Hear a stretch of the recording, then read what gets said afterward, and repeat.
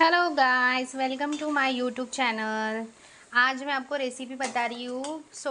मतलब इस पिछली बार की तरह इस बार भी मैं लेट हो गई बताने में। एक्चुअली क्या है ना कि टाइम नहीं मिल रहा बनाने को वीडियो। ये मैं बना रही हूँ लौकी के कोफ्ते। मैंने लौकी को छील के कीस के उसमें बेसन आटा, प्याज, हरा धनिया, लाल मिर्च, नमक एंड पिसा मसाला इसको मिक्स करके उसके इस टाइप के कोफ्ते फ्राई कर रही हूँ। आपको लगे तो आप उसको गोल टाइप में भी बना सकते हो या फिर टिकिया बनाते ना अपन आलू की, उस टाइप में भी बना सकते हो। ठीक है।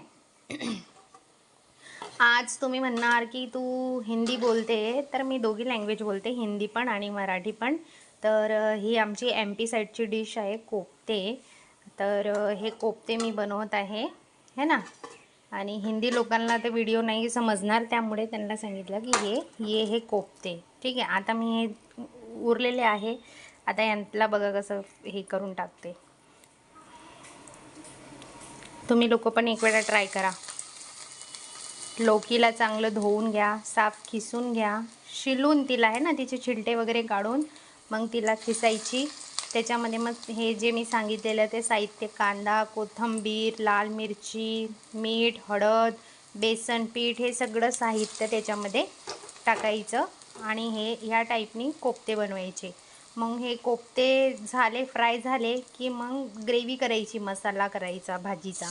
त्याच्यामध्ये पण तुम्हाला माहिती असेल अद्रक, लसूण, कोथिंबीर, कांदा, टोमॅटो ह्याचा पेस्ट करून आणि लाल मिरची, धना पावडर वगैरे हे सगळं सोडून त्याचं ग्रेव्ही बनवून मग हे कोफ्ते त्यामध्ये सोडायचे आणि मग काय झाली कोफ्तेची भाजी।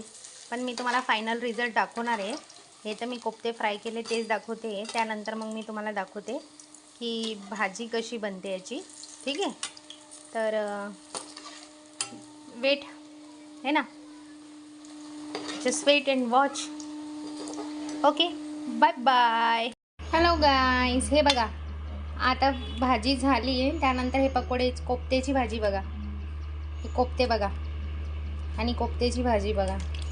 फायनल रिझल्ट ओके, ही आहे कोफ्त्याची भाजी आणि हे कोफ्ते बघा, है ना। मी सांगितले त्या पद्धतीने बनवा किंवा तुम्हाला येत असेल तुम्ही त्या पद्धतीने बनवा। Okay, bye bye.